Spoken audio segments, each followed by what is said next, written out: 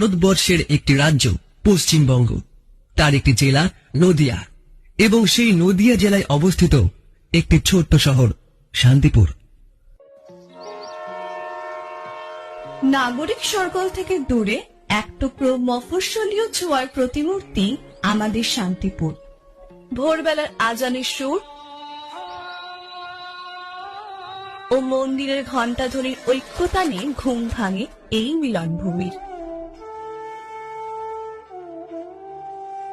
যেখানে শাক্ত ও বৈষ্ণব ধর্ম পাশাপাশি হাত ধরে চলে মহাপ্রভুর হেঁটে যাওয়ার পথ ধরে, যেখানে তিন ধর্মীয় লোক কাঁধে কাঁধ মিলিয়ে ভাগ করে নেয় নিজেদের অনুষ্ঠান।